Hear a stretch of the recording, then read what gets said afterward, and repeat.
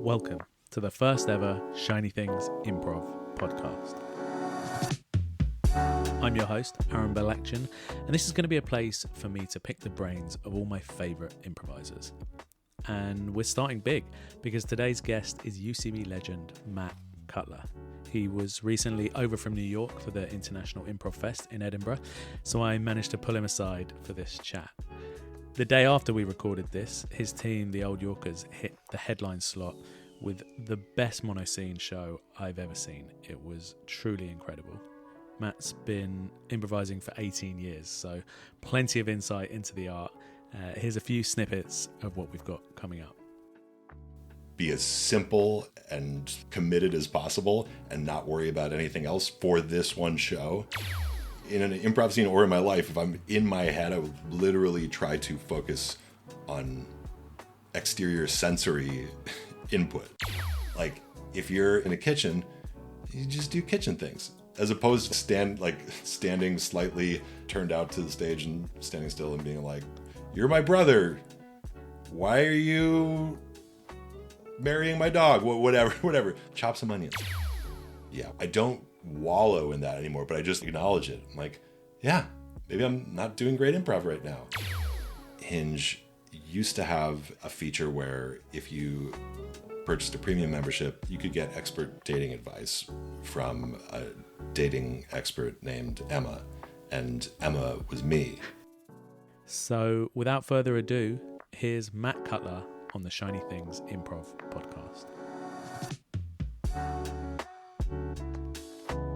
Matt Cutler, welcome to the first ever Shiny Things podcast. It's a pleasure to have you with us. Thank you so much for having me. We are here at the Edinburgh Improv Festival. Mm-hmm. Matt, you're here with a team of UCB Second City legends, the Old Yorkers, and you're also teaching a workshop, Life is a Genre. Life is a Genre. It's a confusing title that I don't regret, but could be clearer. Great. We'll dig into that in a little bit. Before we get going, tell us a little bit about your improv journey and your history. Where did it start? Yeah, I did improv in college at a small college in Ohio in the States called the College of Worcester. There was an improv team there called Don't Throw Shoes that had been in existence for 10 or 15 years. Still going, and it was fun. It was a lot of fun, but I didn't really have any connection to the broader improv world. I didn't know anything about long form or anything like that. All I knew was learn there. And then my senior year, I took a road trip to New York to visit some friends and saw a show at Upright Citizens Brigade. I knew them from the TV show, but didn't know anything about their theater. I think I saw The Swarm, which was this very senior team. People on that team included Billy Merritt, Andy Secunda, at that time Michael Delaney, a number of people who would go on to be some of the core teachers at UCB. It was wild. I've talked to other people who have similar experiences where you walk out of the first great long-form improv show and you're like, how did they do that? What was that? I didn't have a context for it. And then I didn't do improv for another 5 years or so. I went to grad school. I thought I was going to do things not related to comedy at all. Moved to New York, and for no good reason, just other than a bunch of friends of mine and I didn't have jobs and wanted to live in New York and see what we could find there. And then started taking classes at UCB almost immediately. And that was 2007? 2007, yeah. Yeah, so you've been improvising for 18 years. And you were on Bucky, a UCB Herald team, which is still going after 15 years? It's not still going. Oh, okay. No, I was trying to think if there's been any form of it since the pandemic, and no. Yeah, Bucky was... So maybe let me start with chronological Herald teams. Yeah. First Herald team was Monstro, which is the people in that team have risen to prominence enough. We have spread the message about how this is a team you really should know about. We were not good at all. But people in that team include Beth Appel, who was the former artistic director at UCBLA. You've got Sarah Claspel, current artistic director slash co-owner at World's Greatest Improv School. You've got Paul Welsh of various television shows and movie writing credits. You've got Dan Black of Dan Black Presents The Ultimate Improv Show. You've got Jesse Lee. You've got Matt Mayer, who is a great comedy director. I'm terrified that I'm forgetting someone. A quick note here. As soon as the podcast had finished, Matt did realise he had forgotten the great Frank Hagel. So sorry about that, Frank. But so you had Monstro. I was another team called Dybbuk, which was one of the shortest lived Herald teams ever. So I won't list everyone there. We were around for maybe 6 months before we got broken up. Also not good. And then in 2012, I was put on, and we formed this team, Bucky, which was like a bunch of people who had been on other teams together, were more seasoned, and that was the team that worked. And we were on Herald Night for maybe two and a half years, and then moved to the weekend team.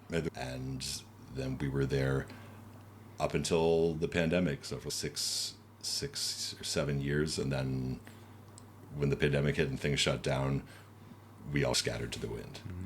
What was it like being at UCB, playing there every weekend for that long? Did you see a lot of changes over that time? Yeah, there were huge changes from the time I first started taking classes up through the time that I was on Herald Night for a few years. But then on the weekend, the UCB East was relatively new. UCB East was the East Village Theater that they opened in New York, in addition to the theater in Chelsea. And it had been around for maybe 2 years when we started performing there. So it was this second stage, and the stage literally smaller, physically smaller than the Chelsea stage. And so there was a lot of adapting to just how to use that space effectively. The theater was a big, long, old movie theater as opposed to a more thrust stage improv theater. So there was a lot of adaptation you had to do just in terms of performance. And we also learned that on the weekend, you get a lot of tourists coming and not just improv students. So your clever moves that might play among students who were really thinking super hard about second beats wouldn't really go over well with tourists from wherever. I don't want to throw Middle America under the bus. I love Middle America, but it's they're not there to see your really thoughtful walk on, your really interesting take on the Tracer's form. They want to see a funny character and ultimately things that are good improv, like commitment, funny characters, patterns, but it's got to be big. Did you bring the skills that you learned playing to non-improv audiences back to when you're performing in front of improv audiences as well? Yes, for better and for worse. I think after having gotten used to that and being comfortable being a little bit dumber, for lack of a better word, or no, I stand by that word, not thinking that you needed to try to be cute about things. I think that it made playing for they would take the weekend teams and have them perform at Herald Night once a year, or they'd reform old Herald teams and they would perform again. And you could see that once people had played on the weekend, everyone was more relaxed. Everyone was just more comfortable being dumb and having fun. And I think part of that is just simply age and having done it for longer. But definitely part of it is having to play to people that don't know who you are, have not taken a class with you, don't care, just saw this as a thing to do in New York and want to be entertained. Yeah. Is there a way, do you think, that people can find that side of their performance without having to go and perform in front of big non-improv audiences, like people coming into improv? Yeah, it's a good question. I think, and tell me if this is getting too in the weeds, but so the question is, can people find that sense of confidence and fun and willingness to play big rather than smart, or play smart by playing big and dumb? Mm-hmm. I think, number one, the way that it worked for me and people that I was coming up with would be indie shows. We would essentially have certain shows where it was oh, this is an established show, even if it wasn't at UCB, you'd be like, this is a established show, we've been asked to do it, we want to do a really good show. Or if there was a class show, if we had a show at UCB on Herald Night, we want to do a really good show. Then there would be shows where it's like, we're getting all these teams are people who are friends, we're going to go out, have a few drinks, do the show, people in the audience are also our friends, stuff. And there you could do dumb stuff because you were just basically there to make your friends laugh, and no one was there being like eyeing you to be like, why did that person get on Herald? Maybe they were. I'm sure I did that to people thought that about people at indie shows because I was bitter and neurotic, but that was more of a chance to do whatever you wanted. So I would say like those one way to do that, to hone those skills or get that advantage, is to do as many indie shows as you can, shows that are, it's not like you're trying to do a bad show, but that you give yourself license to not worry as much about like doing tight second beats or tight walk-ons and justifications, and just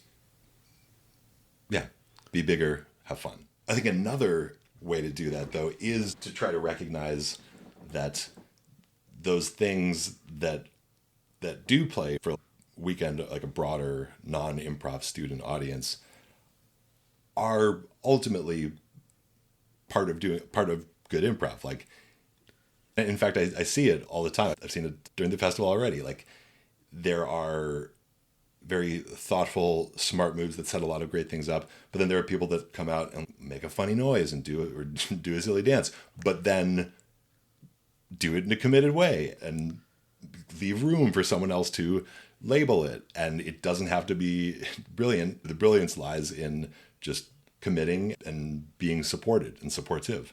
So if you go into your Herald Night or whatever, like the quote unquote like important show is, and you say like, I am going to try to be as simple and committed as possible and not worry about anything else for this one show, I think that is a way of flexing those same muscles, taking the pressure off yourself to be like the most brilliant game machine in the world. If it seems like this scene calls for someone to be like a big, I don't know, like a screeching condor, be a big screeching condor and don't think too hard about it.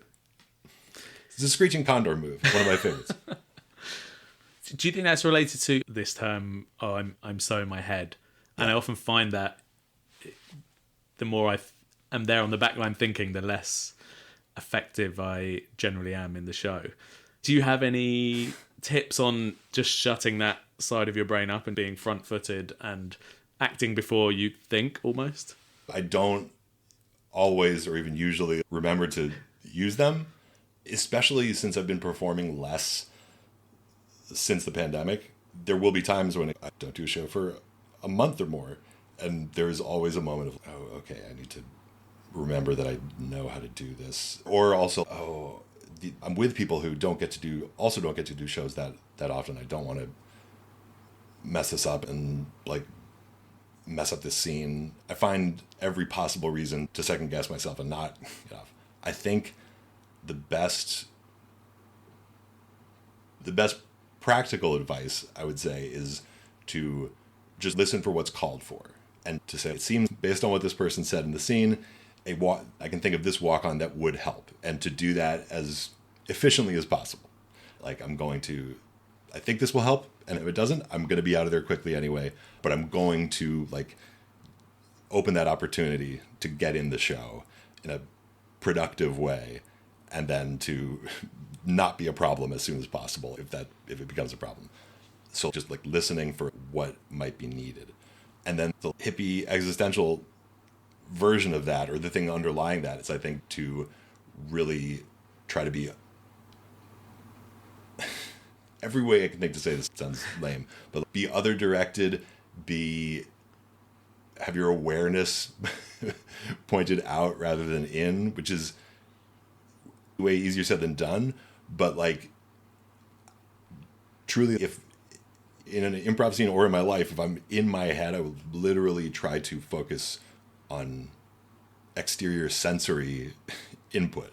So if I'm in my head about whatever, something I'm writing, some task I have to do for work, whatever, I will put in some music and I will have my hearing sense directed outwards, and that will free up my brain from the anxiety of anticipating whatever I'm going to do.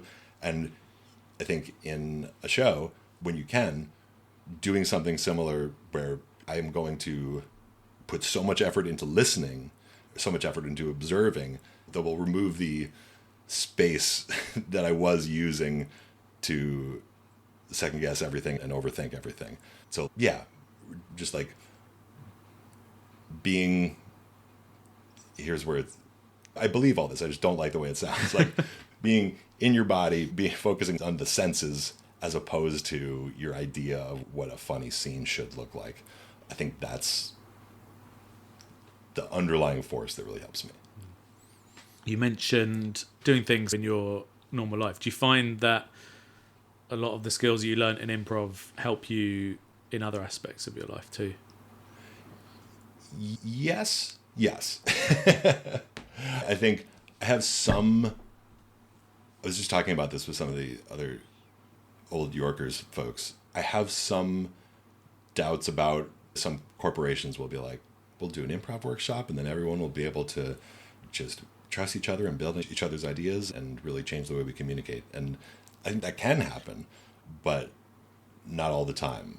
I think in my corporate experience, it didn't always pay off for me, but it was notable that like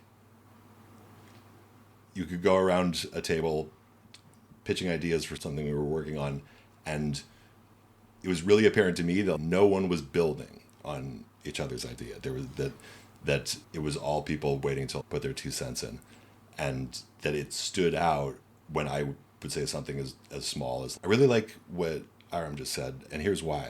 And I think that, yeah, if we're going to move to this new onboarding software, everything that I don't really care about, and yes, and that moving to new onboarding software, I think will also open these places to incorporate these other pieces of enterprise software. This is mostly what I talked about, but just simply stopping and saying, I heard what that person said, is a skill that is insanely rare and shockingly rare in the corporate world. And then in daily life, when I remember to be present, like I think like you can see that it's harder for the average person to listen than it is for a good improviser to listen. And that it's not like that changes everything, but it is something that I will notice and almost be like a little thrown by sometimes, where it's like I'm talking to an improviser, someone who's very good at listening, that I'll just notice like, oh, I feel more heard than normally, or I just feel more that I'm in a conversation as opposed to two people just like shooting stories past each other. That improvisers do that too. I was doing it this morning, but we have that ability, I think, in a way that the random person out of a crowd might not. Yeah, really interesting. I find that improv can act a bit like meditation as well. It has a similar, they complement each other really well, where it's just taking you out of your future thoughts or your past thoughts and just makes you be present. I think that's one of the things that really drew me to it at the beginning, just this escape almost from your own thoughts for that moment that you're improvising in class. Totally. Actually, let me just take a moment to plug my long defunct improvised meditation podcast called Head Place. It was something I did at UCB maybe pre-pandemic, and it was me and usually a guest improvising a guided meditation, and my co-host, this like brilliant improviser and musician Eric Gerson, who would in the studio improvise meditation music that would also kind of follow whatever story or narrative that we were improvising in the guided meditation. And I thought it would just be a fun format to do, but also it was important to me that it was not just like mocking meditation, because especially at that point in my life, meditation was really helping me. And people really doing it, I think, for some of the reasons you said, like it was this, marriage of two things that were all about like attention in the moment. Head Place podcast on podcast places near you. Long defunct, but very fun. Check it out. And in fact, I remember talking to my therapist about this. We still do sometimes, where like I would talk about how, or she mentioned that it was interesting that I would bring to her a problem. I feel like I can't write. I'm having trouble writing and creating. And she said, do you feel like you can't speak when you're on stage improvising? Do you feel blocked there? And I said, no. And she said, like, why is that? And I think one of the things that we came to was that it's very hard for me to get things done without a looming deadline, like a deadline that is not self-imposed, I can't avoid. And that in improv, one of the ways that I experience it is just a series of microscopic deadlines that are just like the time between hearing and reacting.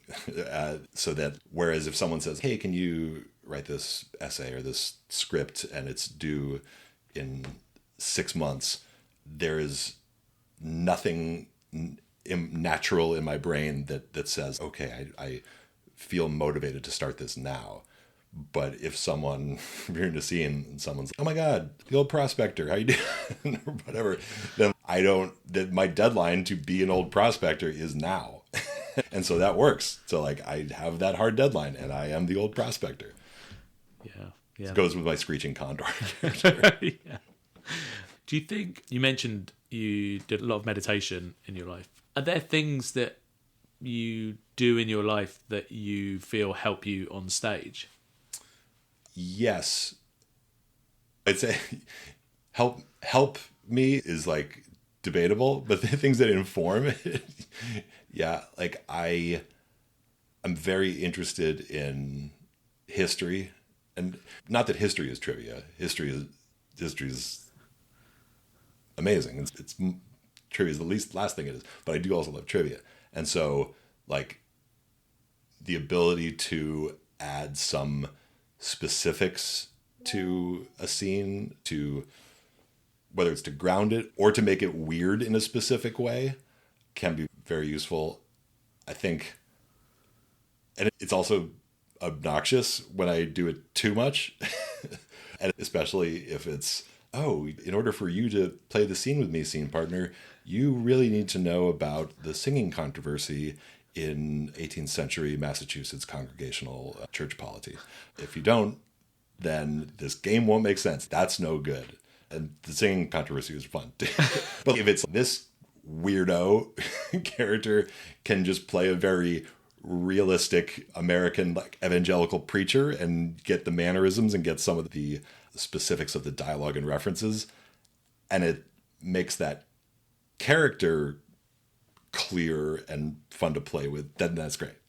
But yeah, weird interests get like consume, and also just go down Wikipedia wormholes, get facts and specifics in your head that you can then pull, but don't pull them in a way that is not fun for other improvisers or useful for other improvisers. Yeah. How do you deal with things when you don't know the specifics of what someone else has said? I often find my knowledge base is very weirdly not mainstream, and so a lot of the mainstream pop culture references, I often am like, I have no idea what that is or who that is. Do you ever find yourself in that situation, and how do you respond to it? Yeah, I think it helps that most of the people I improvise with are now in their 40s and 50s, so in my wheelhouse a lot of the time. But I think, I don't know, if someone's making a reference to a Taylor Swift lyric that I only know the hits and I don't get it, I think I will just do my best. And if my character has to name another Taylor Swift song or something, I love the thing where it's, we're going to mess with this teammate who clearly doesn't know anything about this and force him to list like his 27 favorite Taylor Swift songs. That's not, I don't think that's great improv. It's really fun to do. But I think if I am trying to make it like a very good scene and it does depend on me needing to know, I will just do my best to pretend that I know. Like, this is not exactly what you're saying, but there's a show that I did in Berlin last fall, and you were there, and my character was into Jane Austen, and I listed, I think, 4, maybe 5 Jane Austen novels and 2 George Eliot novels. I was an English major. I should know something. I've never read Jane Austen. People came up to me afterwards and were like, "You love Jane Austen? I love Jane Austen. How did you remember all that?" I'm like, I remembered 4 famous book titles that have all had multiple movies and BBC miniseries produced about them.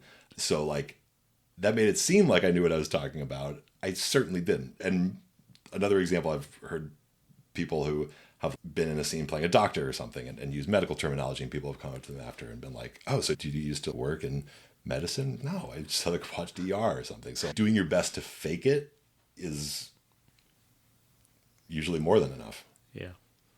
What do you do when that happens? I tend to, I used to just freak out and be like, I don't know what to do. Now I just confidently make it up as though I do know. Yeah. And hope that is hits the line of, for the people who know, it's stupidly funny, and for people who don't know, seems like I know. I don't think. Yeah, like it's messing with people, but if it's not going to be really that much fun for anyone who doesn't know, but if there's a bit of it and it allows you to connect with your scene partner and poke a little fun at each other and loosen up and have some laughs, yeah, that's great. And it can often, I've discovered that it actually, you don't want it all to be right, because then there's not much to play with. It can often become the game. I recently was in a scene where it was all the Take That, people from Take That, and I didn't. They went through the couple that I knew, so it got to me and I was just like, okay, I'm Sam. Yeah.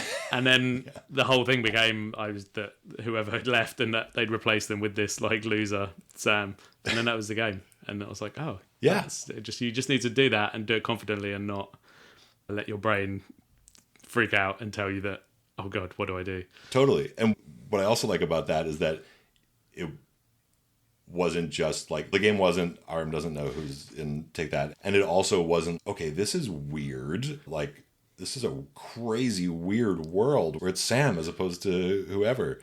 You're just like, okay, this is true, there's now a person named Sam. Why is there Sam and not this other person? Here's why. And then you're off. Yeah. Let's talk about your workshop that you're doing. So Life is a Genre. Life is a Genre. Here's the premise of it, is that often I see improv scenes where it takes place in a very recognizable location, whether that's like a kitchen, a restaurant, a doctor's office, something that is not weird, that we all have some experience of, and yet people will struggle to figure out how to exist in those worlds in a realistic way. But if you're like, oh, if someone initiates and they're like, Mr. Spock, the Enterprise is being hailed by the Romulan bird of prey, and everyone knows, like, this is another specific thing. A lot of improvisers will know, okay, we're on the deck of the Starship Enterprise, and Kirk sits in that chair, and we know the sound that will come when the Romulan captain hails our ship, and we know that the Romulan will threaten us, and Kirk will threaten him back, and that Spock will tell him the odds of whatever. We know what happens in Star Trek. They're like Scotty's catchphrases and whatever. There's no, okay, we're in this wacky spaceship, I guess. I don't know what happens here. And similarly, like if you're in a kitchen, you just do kitchen things, as opposed to standing slightly turned out to the stage and standing still and being like, you're my brother. Why are you marrying my dog? Whatever. Chop some onions. Get something from the fridge.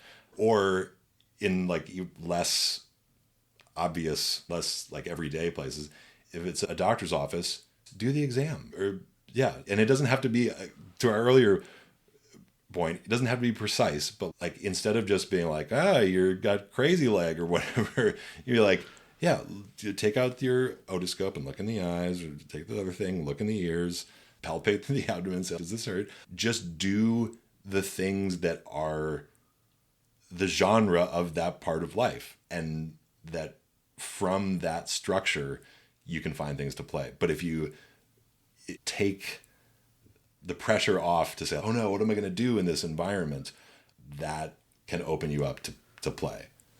That's the general thing. Something that I remember someone telling me, which really helped me, is like when you're making a cup of tea, make a cup of tea in your kitchen. Yeah. And then you can be so much more detailed and so much more realistic. Exactly. And I think a big part of this workshop is just object work. But I think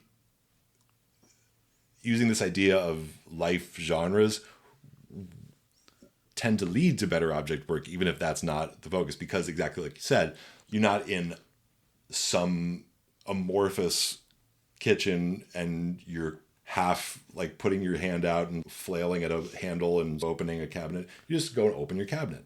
It doesn't have to be like incredibly beautiful, precise mime work, but like you're establishing the reality just by confidently opening the cabinet. That's where that is. And it, not to try to shoehorn things too much, but before when we were talking about putting your attention outwards, not being in your head too much, I have a theory that is not based on any knowledge of neuroscience, but I have a feeling there's something that happens when you're pretending, where if we're standing in a blank space on an improv stage and I'm looking at you and I'm like, oh, President Abraham Lincoln, what are you doing here? I love improv examples. Okay. That your brain is, there's part of your brain that's not Abraham Lincoln. What are you talking about? Like, this is what's going on here. I'm having a stroke. That's like part of your brain talking to you. And similarly, if you're like making a cup of tea and you're moving your hand in a way that like just would not work in the physical world, and you're knocking, it would just like be knocking everything over. And you say, oh, what a lovely cup of tea. There's part of your brain that's, there's no cup of tea here. What are you talking about? This is a problem, and occupies you. But if you commit to the sensory part of it and you like just use your body in a way that your brain is familiar with, and you're like, this is a lovely cup of tea, and you have a very similar motion and demeanor to how you're doing it, there's part of your brain that's like, okay, I'll believe that's a cup of tea for now, and stops yelling at you, so then you can be freed up to play. And I think that's one way that good object work helps. And I think my idea is in part to extrapolate that to the broader scene. So it's like, there's going to be no voice screaming like, this doctor's crazy. Like, you will be like, yeah, this doctor's just doing doctor things. They're not remarkable. They're not obviously like fodder for a game yet, but we're just doing them, and then we can focus on each other and what we're saying. I don't know if neuroscientifically what I said has any truth to it, but that's what I choose to believe. Yeah, it sounds like it makes a lot of sense. I think I always try and think about the audience being able to suspend their disbelief, but I'd never thought about it as me also needing to be able to suspend my disbelief about being in the scene. And yeah, it's really interesting to think, because you do often have that voice of, my God, this is ridiculous. I'm just an adult on a stage waving about, being an idiot. Yeah. What am I doing? Yeah. It feels, the other analogy I think about is athletes. If a golfer, every time they go to hit a drive, is consciously thinking, okay, like left arm straight. Okay, grip here. Okay, I'm going to engage this muscle and that muscle. And then what I'm going to do, I'll tell you what I'm going to do. I'm going to start moving and rotating backwards. Like, they don't think that, they just do the thing. And similarly, like, if you're like, okay, all right, so I'm a doctor and that's a patient. Oh, okay. So there's a metal thing over here. Oh no, they're like, you have to just be confident that you know what happens in the doctor's office, because you do. What happens, like you said, in your doctor's office or your kitchen. Yeah. How can people... Is there a way to practice that on your own? That's a good question. I think similar to just like how I accumulate trivia in my mind, there will be certain things where I'll be like, everyone knows what a stethoscope is. And I may be using Americanized versions of these instruments, but if you just have one other thing, it's like, like palpate. Not that a doctor would always say this, but you're like, okay, lay back. I'm just going to palpate your abdomen instead of saying nothing. Just say, okay, that's doctory. And so I'll know, oh yeah, they say palpate sometimes, or just something as simple as like what is a normal blood pressure? So if I'm in a scene and I'm taking someone's blood pressure, I can just be like, okay, 120/80. Great. I think that's right. Maybe it's a bit high. But truly just like, even if you don't have any idea what it really means, if you're like, okay, this is the specific thing that is said. This is the specific way that I do the thing. Like, I think one bad habit I have, of the many horrible ways that male improvisers have tried to play females in scenes, is that there'll be some kind of silly cartoonish hook where I'm like holding a martini glass with like my hand bent at 90 degrees from my arm, and be like swishing it around like I'm at a cocktail party. And then I'll be like, I think that's a cartoon. I think it's like when Bugs Bunny is dressed up like a lady that he's doing that or something. And I'll just be like, okay, how do people hold a martini glass? Okay, it's just not like that. It's a little bit more subtle. That's like a silly example, but truly just what looks normal. Next time you have a mug of coffee, look at your hands and look how you're holding it. And then realize that you don't have to worry about that in a scene anymore. It's a very natural motion to make with your hand. Yeah. So just really be conscious in the world and notice things, like we were talking before, having your thoughts outside of your head and just being aware, again, mindful. Yeah. Yeah. Totally. Fascinating.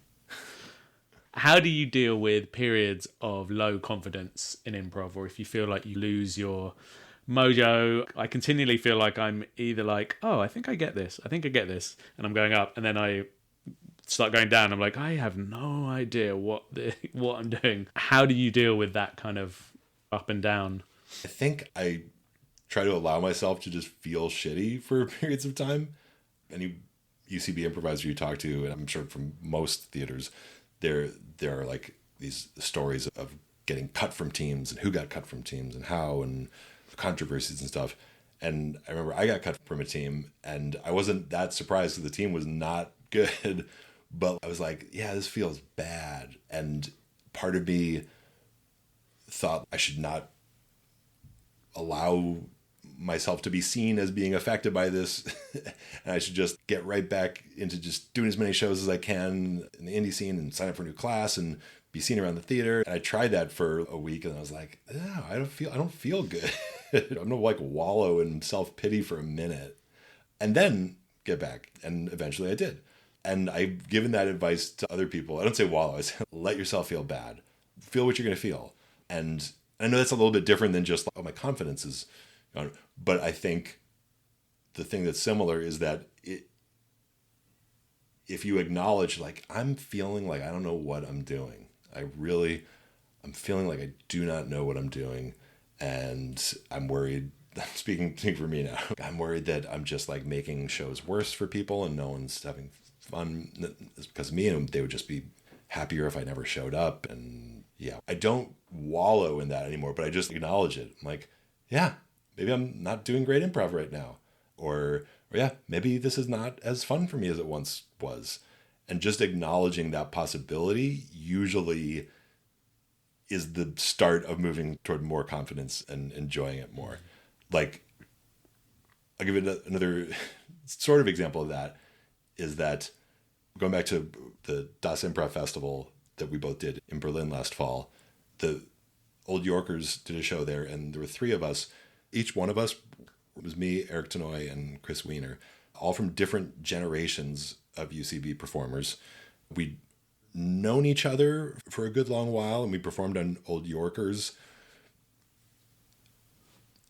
a number of times, and always with other people. And just before our show, they're like, none of us are doing improv nearly as often as we used to. We have never played together as just a 3-person group. We have not played together much at all. I'm not sure how this is going to go. And we all just accepted that. And we're like, we will see. We will see. And it ended up being a really great show. I think part of that came from a little bit of commiseration before the show. Like, this is weird. This is weird. Okay, let's see what we can do. And like, there was a point early on the show where I literally had the thought in my mind, like, oh yeah, I've been doing this for like almost 2 decades. I know how to do this, but it takes reminding. Let's talk about your history at Hinge. Sure. Because this is nothing to do with improv, but it's absolutely fascinating for anyone who has ever had any experience with dating apps. So you used to work at Hinge. Yes, from years. It started as a day job, among other day jobs, doing like customer support stuff, and it grew from there. And I didn't stop doing improv, but like when improv slowed way down during the pandemic, that job became more all-consuming, so that was what I did for years. Yeah. And what was your role there? I think my title was customer support associate or customer care associate or something. It was like who you were to write into if your app is crashing or whatever, like technical support. But because the product was not your iCal app, it was the thing that was supposed to help you find your one true love. A lot of the technical support was like, what's wrong with the app? I haven't met anyone yet. What am I doing wrong? Things like that. And I was just answering those emails. Yeah. And then didn't you become the premium help person? That was part of my starting role, was that Hinge used to have a feature where if you purchased a premium membership, you could get expert dating advice from a dating expert named Emma. And Emma was me, with Emma in my email signature. And so people would write in, they would ask for advice on their profiles, on how to strike up conversations, things like that. And I would just do my best. So they didn't give you any training on dating profiles? Or they had like data about, they're mostly common sense things, but with numbers behind them. You could say, we find that people who are holding a fish in their dating profile picture have a 60% less likely chance of matching with someone in a given month or something. Or people with one photo. Is that true? You're less likely if you're holding a fish. Yeah, maybe this is more state specific, but there was like not a meme, but just like it became a cliche that like people there would be almost exclusively men holding pictures of them holding like a fish they just caught to show that they were like fun and active and outdoorsy, and that it became a cliche so that people would be like, not another dude holding a fish.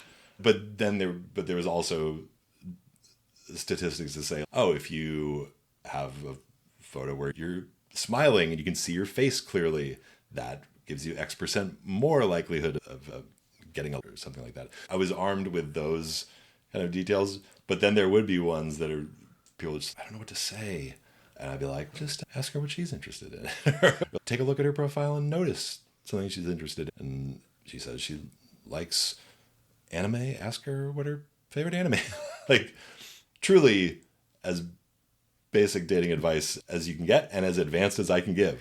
And I think just, not that everyone loved it, but I think so many people just wanted to hear that they were not crazy in their attempts to connect with someone else, that hearing back, especially from an expert, gave them like license to just talk more freely. Were some of them crazy though? Did you get any messages from people who you were just like, oh my God, I don't know what to do with this? There were people who asked me, Emma, out on a date because they thought that it was like clearly so in touch with human connection and the struggle for that comes with online dating, and I had to politely decline. There were plenty of weird ones. The weirdest one though was the first time, it was within the first month or two that I was working there, And we were in a small office in Manhattan that had no security. And a woman, probably like mid-60s and probably drunk on white wine, wandered into the offices and just asked, like, where's customer support? And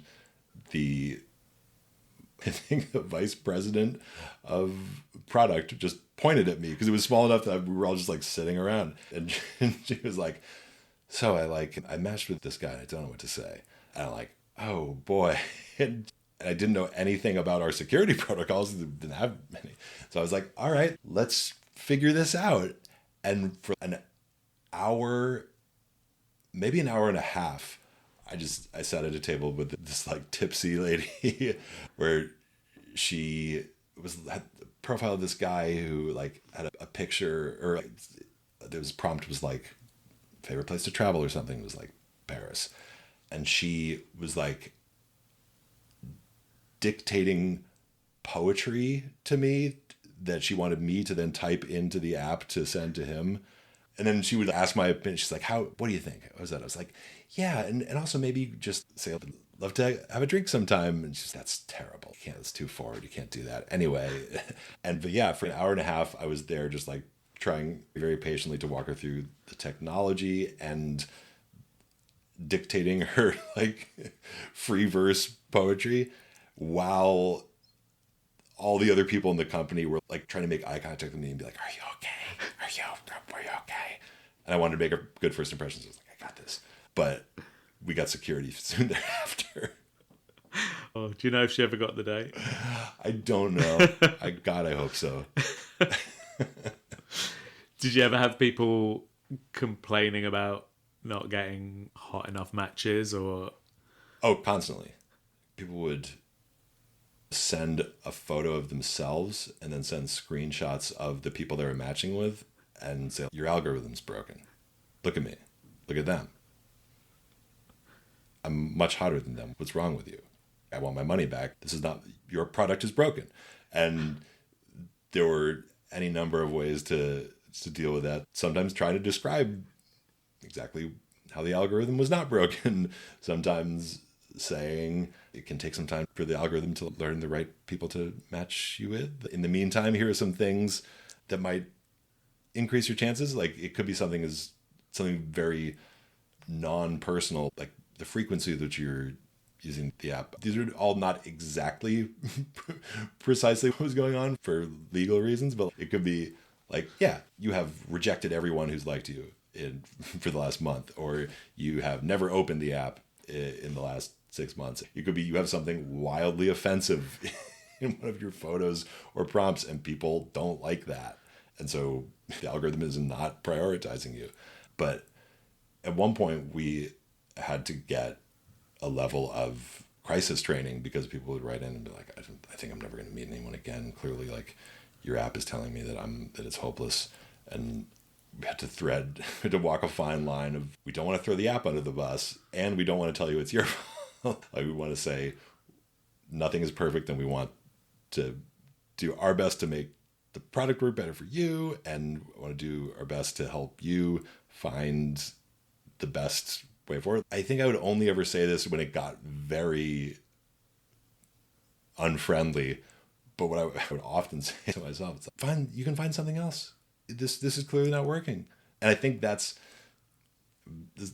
can get into a bigger critique of capitalism stuff, but like the Hinge brand identity was essentially like, we're the good guys.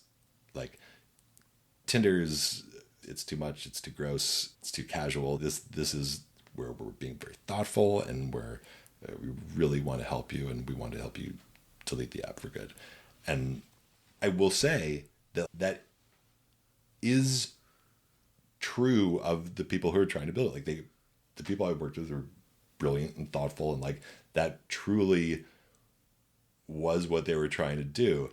But it's an app and it's a product, and nothing works for everyone. And so what I would often tell people, especially when I met people like outside of work, would be like, oh, over Hinge, so I hate you, I hate your app. That's okay. Like, there's other things, other apps. There's also hobbies and bars and stuff that people, you know, it's hard. Of course it's hard. But I wanted to liberate people from a feeling that they had, that if they didn't find their one person on this one app, then they were screwed for life. Even with the best intentions, that's something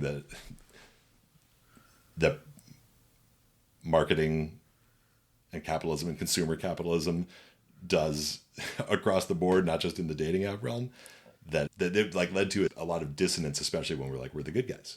We're the good guys. And then when like price would increase or we'd introduce a paid feature or something, you had people who would literally write, you lied to me. You said you were in this to help me and you clearly just want to make money.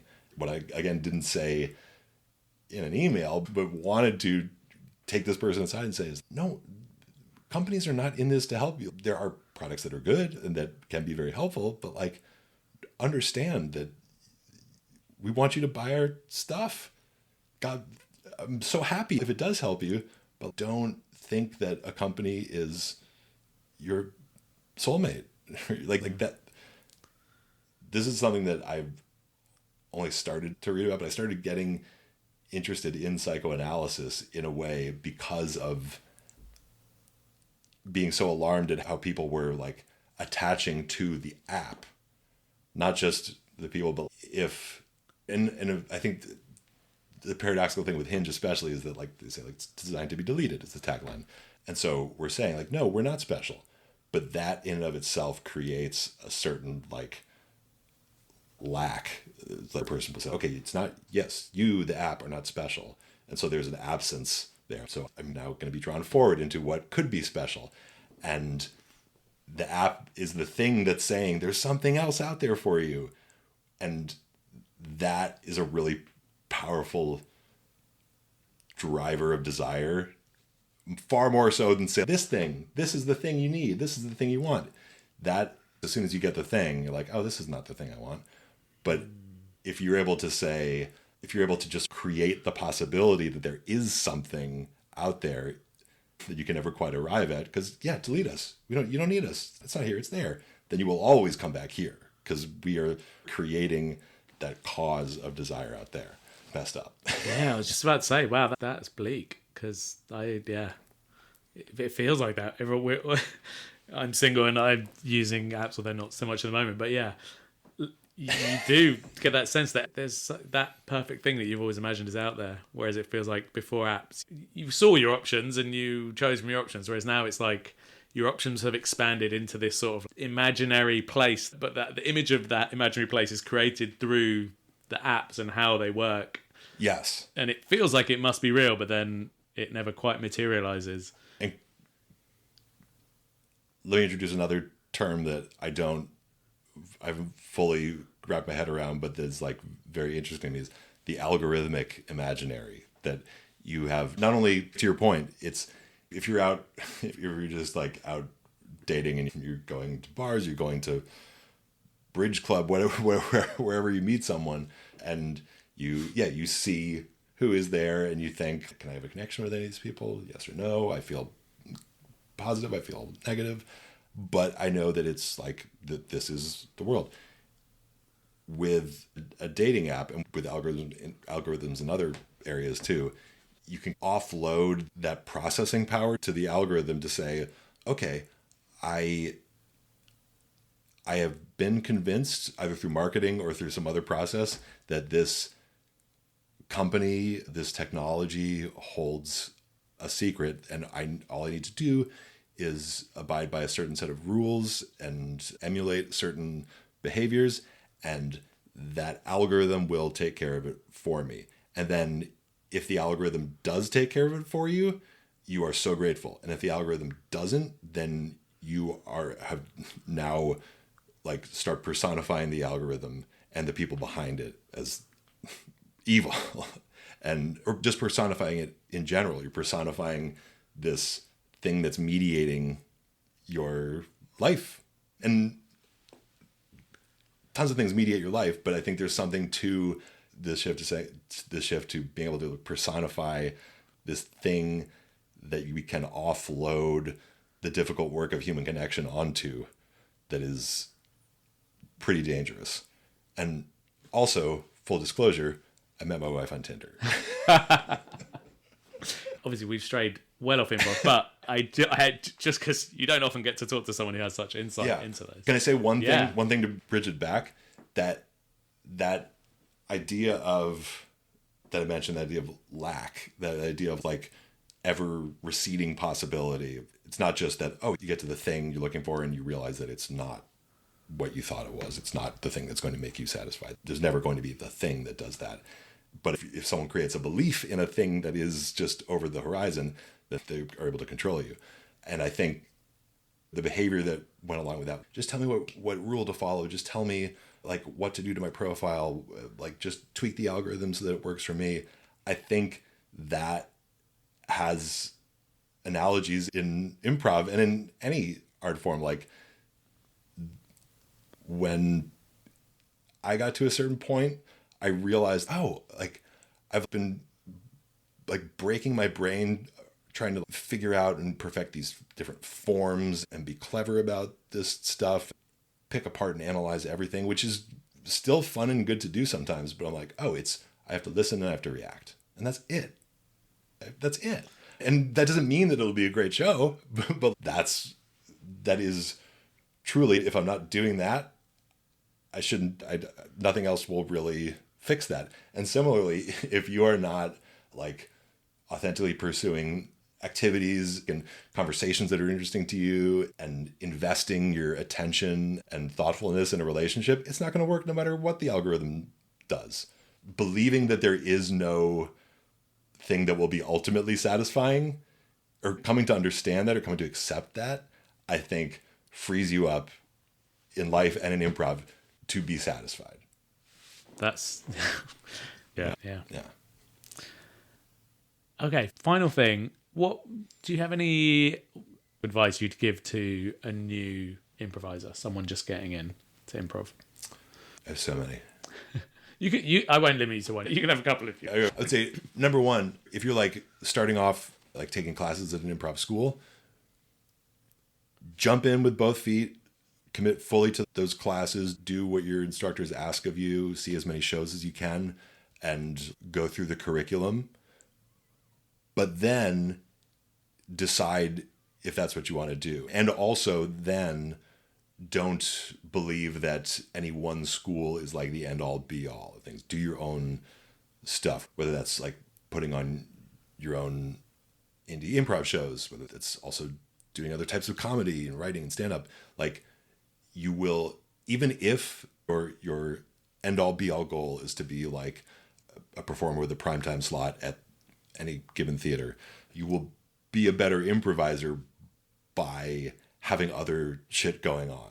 I've seen it happen to myself. I've seen it happen to other people. If you put too many of your eggs in one improv basket, that is what can lead to burnout and resentment, and also just not figuring out all the ways that you're funny. Some of the most successful comedians in the world famously didn't get on Herald teams, and they just had the confidence to be like, all right, this is one thing. There's other things I can do. So yeah, I would say jump in full. Don't second guess yourself at the beginning. And then once you feel like you're starting to move, you feel like you have your legs a little bit, explore everything. Yeah. And also don't be creepy to other people in the improv community. Please be a good citizen and a good human being, and that will get you very far. Yeah, agreed. Agreed. Matt Cutler, thank you so much for being here. It's been an absolute pleasure to have you. My pleasure. I can't wait to see Old Yorkers tomorrow night. All right. Thanks so much.